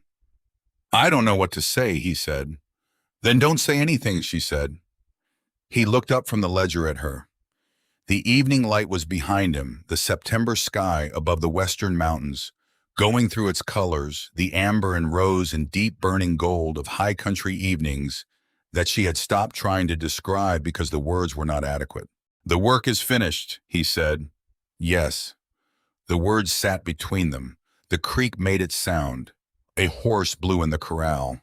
The evening was very still in the way that mountain evenings were still when the wind had gone, and the animals had settled, and the light was doing the last of what it intended to do for the day. He closed the ledger. "There are other things," he said. He was looking at the cover of the ledger, not at her. "That need attention." She waited. "The pantry hasn't been organized since my mother died," he said. "And the mending." He said this last word as though it were a separate thought, though it was not. "There is considerable mending on a working ranch." There usually is, she said. Yes, he said. She looked at him. He was still looking at the ledger. All right, she said. I'll stay. He looked up and for a moment, just a moment, the space of a breath, something crossed his face that was entirely unguarded, a relief so deep and unperformed that it was almost uncomfortable to witness the way very honest things were sometimes uncomfortable to witness. As if he had been waiting for that answer for longer than the last 5 minutes. He nodded once, went inside. She stood on the porch a moment longer, looking at the last of the light over the mountains, and then went home to Mrs. Aldrich's. The letter from Martha Vale arrived on a Tuesday in the second week of October. Willa recognized the handwriting on the envelope before she had fully read the return address. A deliberate, careful hand, the letters formed with the precision of someone who had come to literacy seriously and practiced it with intent. She carried the letter upstairs to her room and sat on the edge of the bed and opened it. Martha Vale wrote the way she apparently did most things directly with economy, without the decorative preamble that women were often trained to put at the beginning of letters as a kind of social cushioning. She thanked Willa for writing. She said she had known for some time that her husband was not the man she had believed she was marrying, had come to know it the way you came to know most important truths about the people you lived with gradually. And then all at once, one small incongruity compounding another, until the picture they made together was impossible to look at and still call something else. She had filed papers with the county court in August. The process was underway. And then near the bottom of the letter, a paragraph. Martha Vale had found among her husband's possessions a small paperback novel published in 1871. She had found it because she had decided to look, really look, the way you looked when you had stopped making accommodations for what you might find.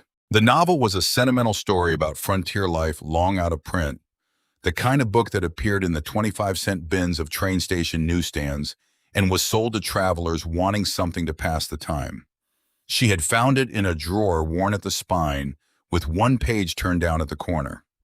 On that page there was a passage, a woman at a kitchen window in the early morning light coming in from the east, bread rising on the counter. The east-facing window, the morning sun for your bread. He had not written it. He had read it in a novel published 18 years earlier, and copied it into a letter as though it were something he had lived and seen and thought of specifically for the person he was writing to. Martha Vale had also found in the same drawer a small notebook. In the notebook were the names and addresses of 4 women in 4 different states with dates beside each name. The dates were the dates of first contact. Willa's name was the 3rd on the list. Willa set the letter on the bed beside her and looked at the east-facing window of her room at Mrs. Aldrich's boarding house. The morning light came through it every day and fell across the floor in its long, pale rectangle. It had done this every morning since she arrived. It would do it tomorrow. It did it because the window faced east and the sun rose in the east, and this was not a promise or a feature or a selling point, but simply a fact of orientation, a consequence of which direction the wall happened to face. She thought about the sentence. The kitchen window faces east. You will have the morning sun for your bread. She thought about how many times she had read it. She thought about the specific quality of comfort it had given her, the warmth of it, how precisely it had entered the locked part of her and opened it. She thought about the fact that this sentence had been in a 25-cent novel for 18 years before Harlan Vale found it and decided to use it. A key cut from someone else's lock carried around to see which doors it would open. It had opened hers. She sat with this for a long time, not moving, not making a sound, just sitting with the letter on the bed beside her and the window in front of her, and the specific feeling of understanding something completely for the first time. What surprised her, and she examined her own surprise with the same careful attention she brought to everything that was worth understanding, was that the anger, though present, was not the largest thing she felt. There was anger. Real anger, cold and clean and precise, aimed at the specific cruelty of what had been done to her and to the other women whose names were in the notebook. Women who had wanted nothing complicated, who had asked for nothing more than a decent life, and had been willing to be brave about going to find it, and who had been targeted specifically because of that willingness. That anger was real and it was hers, and she was not going to pretend it wasn't there. But underneath it or alongside it was something else. A stillness, a sense of ground. She was in Montana. She was in Millbrook. She was in a small, clean, east-facing room in a boarding house run by a woman who had not asked a single intrusive question in the 3.5 months she had lived there. And tomorrow morning, she would get in a wagon and ride 5 miles north to a ranch where 3 years of financial chaos had been replaced by 3 clean ledgers, and where a tin cup of coffee would be on the corner of a desk, and a meadowlark carved from pale wood would be watching from beside it. And the work she would do that day would matter to a person who deserved to have it done well. Harlan Vale had sent her here with a lie, but here was where she was, and here was real. She folded the letter carefully and put it in the bottom of her trunk under her mother's Bible, which was where she kept the things that were important and finished. She went downstairs and helped Mrs. Aldrich with the evening dishes and did not talk about the letter and Mrs. Aldrich did not ask. She told Samuel in the morning. She told him on the porch before she went to the workspace in the early light that was coming in over the lower hills to the east, the ranch quiet around them, with the particular quality of September mornings, when the season had turned and the air carried the first suggestions of what was coming. She told him about the novel, about the page turned down at the corner, about the names in the notebook. He listened without interrupting, without shifting in his chair, without any of the small movements that people made when they were listening and also thinking about what they were going to say. He simply listened fully until she was done. When she finished, he was quiet for a moment. His jaw was set in the way it's set when he was containing something. 4 women, he said. At least, she said, that she found. He was quiet again. The anger was there, she could see it, the same deep, cold, still thing she had seen in the yard with the attorney. But it did not perform itself. He did not offer to do anything about it. He seemed to understand with an accuracy that she found remarkable in a man who was not practiced in discussing feelings, that this anger was hers to carry and her decision to act on or not, and that what she had come to tell him was not a request for intervention, but something else, the need to say it out loud to someone who would receive it honestly. The sentence about the window, she said. He looked at her. The east-facing window, she said. I built quite a lot on that sentence. He looked at her the way he had looked at the meadowlark when he was carving it, with the full, precise attention of someone making something that mattered and knowing it. I know you did, he said. It wasn't real, she said. No, he said. It wasn't. She was quiet for a moment. She looked at the mountains. The light was coming over the lower ridges now, the first direct sun of the day touching the upper slopes of the peaks to the west and turning them gold against the blue. But the window in the boarding house is real, she said carefully. It faces east. The light comes through it every morning. She paused. And the workspace window faces east. She looked at him. I noticed that the first day. He was very still. I didn't plan it, he said. His voice was quiet and certain. The room was a storeroom. The window is where it is because of how the house is laid out. I never thought about which direction it faced. I know, she said. That's exactly what I mean. She stood and went inside and began work on the pantry, which she had been meaning to address for weeks. She did not look back at him. She did not need to. She was aware of him standing on the porch for a while after she went in, standing still in the way he stood when he was thinking about something, and then she heard his boot on the step, and he went to the barn, and the morning went on, and the light moved across the kitchen floor in its slow, reliable arc. The pantry took 3 days. It was in the condition she had expected, the condition of a space managed by a man who was skilled at every form of outdoor work and who had never developed the habit of interior organization. Spices shelved alongside bolts, preserves from 3 different years mixed together without dates, a full crock of lard wedged behind a box of horseshoe nails. She worked through it methodically, pulling everything out and sorting it by category, and then returning it in an order that made sense where things could be found by someone who had not put them there. She began to cook the evening meal. This had not been discussed.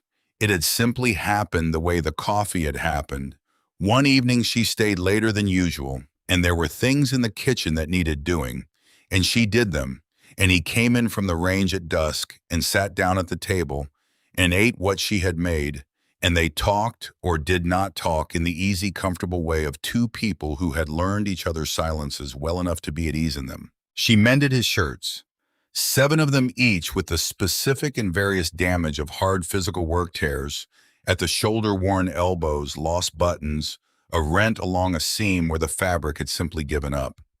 She repaired them with the neat small stitches of someone who took this kind of work seriously and folded them and left them on the chair inside the door. The house was changing in the way that houses change when someone was paying attention to them. Not dramatically, not all at once, but day by day. The small accumulation of care making itself felt in the quality of the air, the order of the rooms, the sense that things were in their right places. She put a pot of red geraniums on the porch railing, the brightest possible color against the weathered gray of the wood, a small, deliberate claim on this space. He did not mention the geraniums, but she watched from the workspace window one morning early before he thought anyone was watching as he watered them with a tin cup before going to the barn, carefully, steadily making sure the water went to the roots. She turned back to her work without saying anything. October came in with cold mornings and golden afternoons. The aspens on the slopes above the ranch turned bright yellow and trembling, the light changing as the season changed into something lower and more amber and more considered. On the second Friday of October, he came in for supper earlier than usual. She was at the stove. He stood in the kitchen doorway with his hat in his hands, and she knew from the way he was standing the particular quality of his stillness, which was different from his ordinary stillness, that something was different about this evening. "Willa," he said. She turned. He used her given name carefully and infrequently, the way he used everything that mattered. Not casually, not by habit, but with the deliberateness of someone who understood that a name was not a small thing, that it was a specific acknowledgement of a specific person, and that the moment you said it, you were claiming a kind of familiarity that could not be taken back. She set the spoon on the rest beside the stove. She gave him her full attention. It was what the moment required. He turned his hat in his hands. He looked at it, and then he looked at her, and the look was direct and complete, the look he gave things that mattered. "This house," he said. He stopped. He started again. 7 years in this house by myself. I knew what that was. I understood it. I had gotten to where I didn't think about it much anymore. He paused. I didn't know what I was missing until there was something to compare it to. The kitchen was very quiet. The stove ticked. Outside, the wind moved through the cottonwood by the creek, the tree his mother had planted taller now than the barn, and the sound of it came through the walls, soft and specific and alive. "I'm not a man who has fine words," he said. "I know that about myself. I have no sentences about kitchen windows to offer you." He said this without apology and without embarrassment, as a simple and accurate report of fact. "I have no poetry. What I have is this ranch, which is hard work and a long way from everything you knew, and I have myself, which I won't recommend without reservation because I'm slow to speak and I take up considerable room in a silence, and I've been alone long enough that my habits are fixed in ways that won't always be easy to live with." He looked at her steadily. "What I'm asking," he said, "is whether you would stay.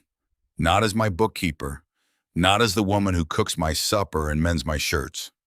He looked at her with the full, undivided, unsentimental attention that was the thing she trusted most about him. "As my wife." The kitchen held the moment. She thought about December in Providence, the writing desk on Benefit Street, and the first snow of the season, and the advertisement she had written and rewritten, looking for the words that would be honest without being desperate. The hope she had carried west like something breakable, warm and specific and particular, a woman at a kitchen window with the morning sun coming in. She thought about a creek that ran from 2 directions, an attorney with a folded paper, a notebook with her name written third on a list. She thought about a tin cup of coffee on the corner of a desk every morning for 3 months, a meadowlark carved from pale wood and left without explanation, red geraniums watered early in the morning before anyone was watching, 7 shirts mended and folded on a chair, She thought about a man who on the night she arrived had picked up a stranger's trunk in the dark and made no comment about what he knew, and had walked her to a lighted door and paid for her roof and gone back into the dark without asking for anything in return. "You are slow to speak," she said. "Yes," he said, "and you take up considerable room in a silence." "I have been told this," he said. "I've noticed it myself," she said. She paused, considering the right word the way she was learning to consider words the way he had taught her by example without meaning to teach her anything, and found it sufficient. Something happened in his face, not a smile, not yet, but the place a smile came from, lit by something that was real and unhurried and had been waiting a long time. "Yes," she said, "I will stay, as your wife." He nodded once slowly, the nod of a man confirming something he had needed to hear aloud to be fully certain of. He did not cross the kitchen. He did not take her hands. He put his hat on the hook beside the door and came to the table and sat down, and she turned back to the stove, and they moved around the kitchen in the easy, practiced way of two people who had long since learned where the other one would be. The night before the wedding, she woke before dawn. She lay in the dark of her room at Mrs. Aldrich's and looked at the ceiling and listened to the sleeping house and thought about morning. She got up, put on her wrap, went downstairs in the dark and built up the stove and put the kettle on and stood in the kitchen waiting for the water to boil. The light came gradually, the way light always came in the mountain country, not all at once but in stages, the sky outside the east-facing window above the sink, going from absolute dark to the color of very deep water. And then from that to pewter, and then as the kettle began to steam, the first direct light of the morning sun came through the glass and fell across the kitchen floor in a long, pale blade that widened as she watched. She stood in it. She thought about the sentence, "The kitchen window faces east. You will have the morning sun for your bread."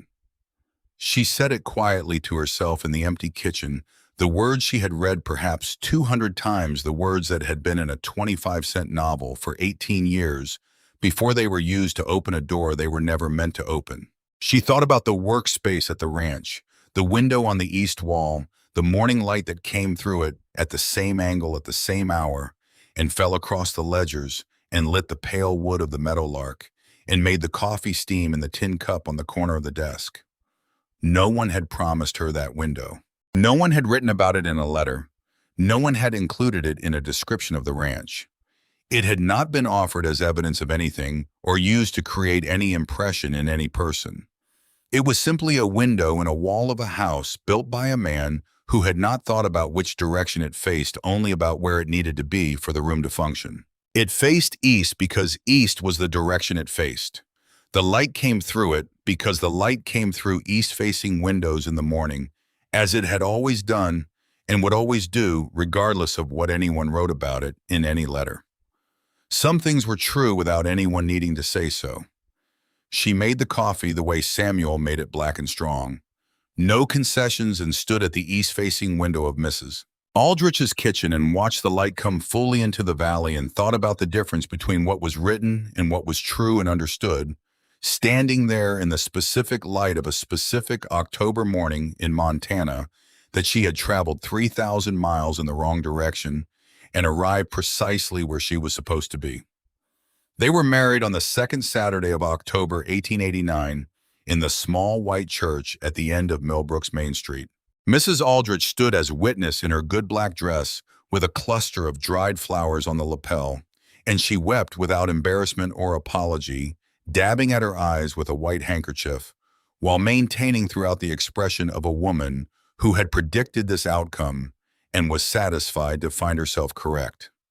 Willa wore the blue dress she had made herself in the weeks after finishing the ledgers. Not a wedding dress, a good dress, well cut and practical, and the color of early morning sky before the sun came fully over the ridge. She carried no flowers.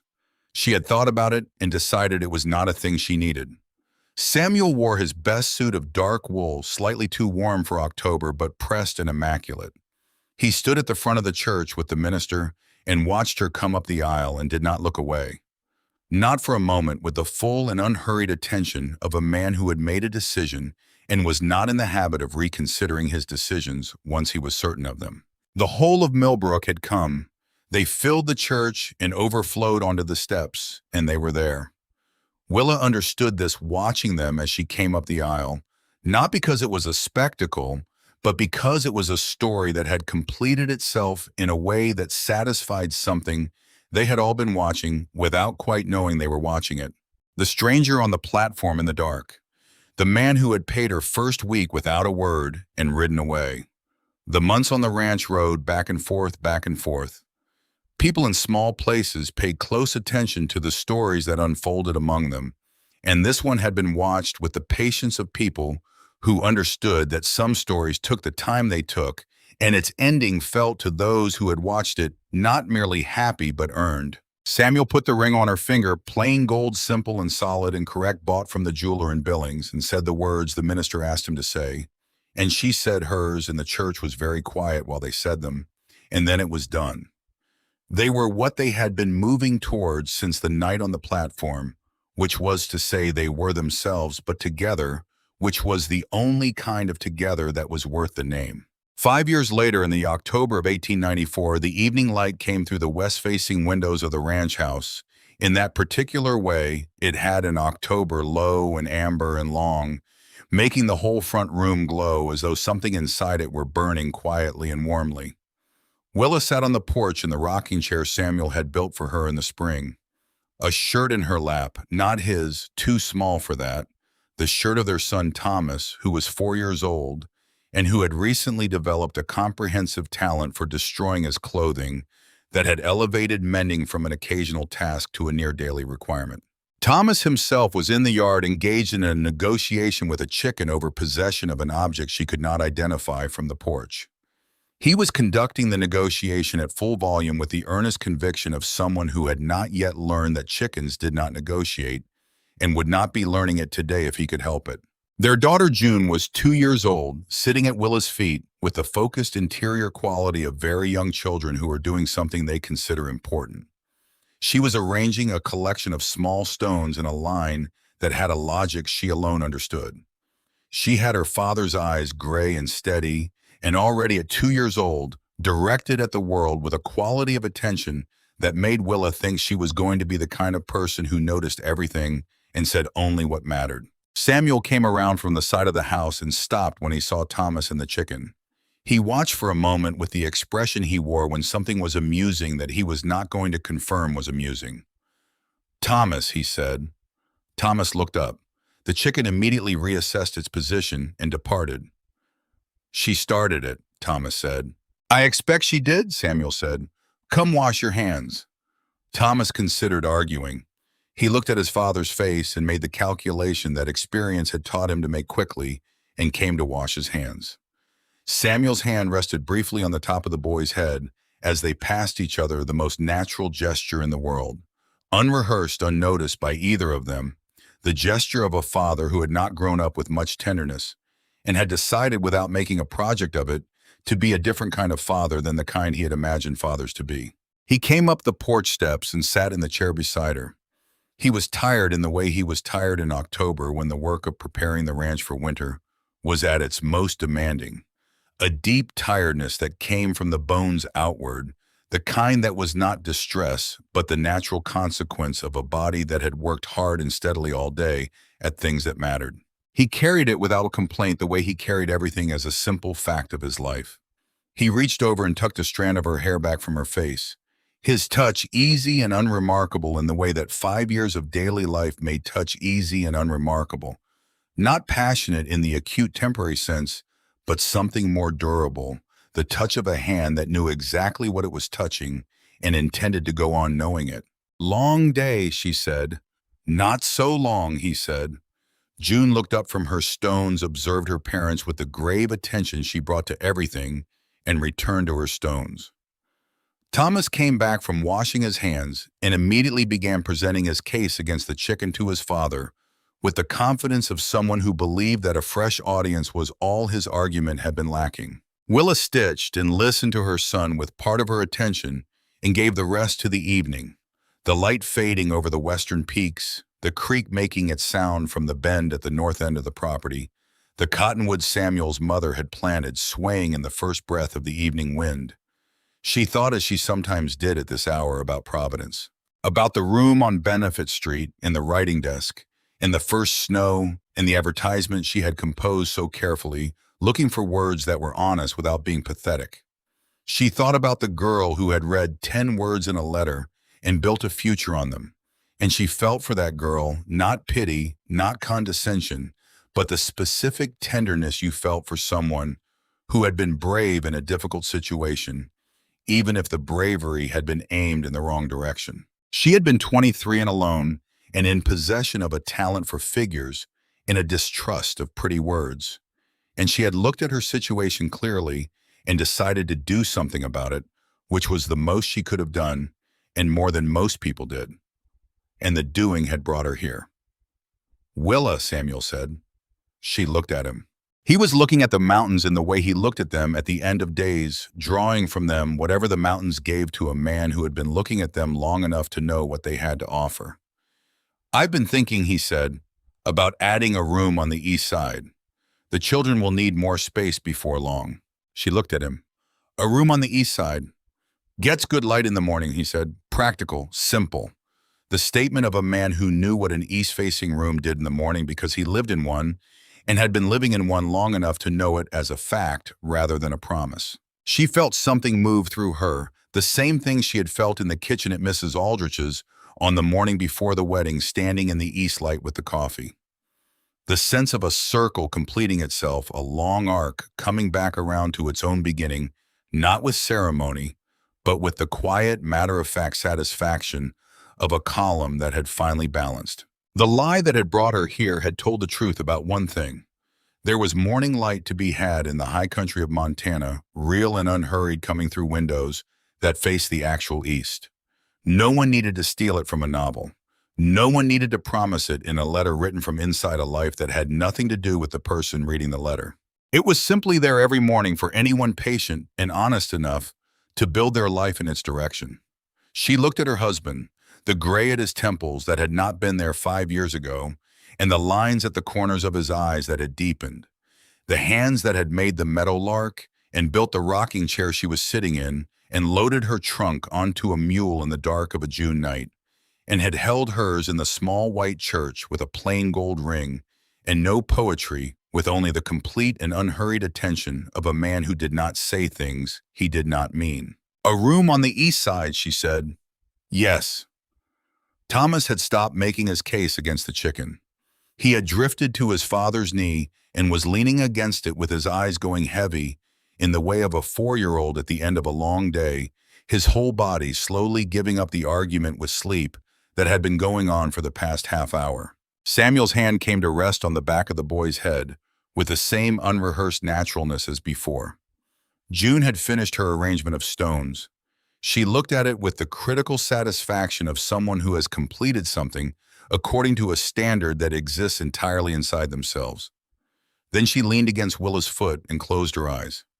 The evening light finished its last performance above the western peaks and was gone, and the sky went from gold to rose to the deep indigo that came before full dark, and the first stars appeared above the eastern hills, the same stars she had seen on the platform, the same stars that had moved in their slow arc above the east-facing window of the boarding house on her first night in Millbrook, bright and hard and close in the high-altitude air. The same stars, a different life.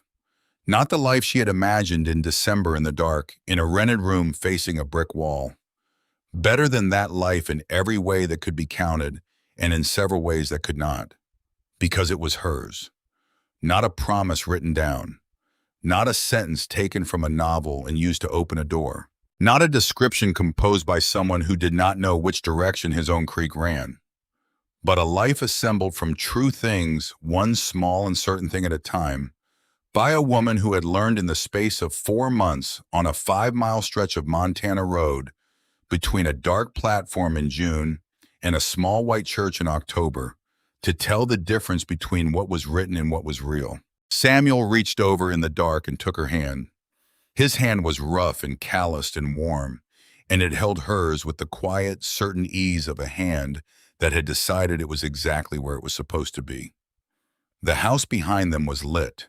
The children were warm against them. The creak made its sound from the north. It was not an empty house.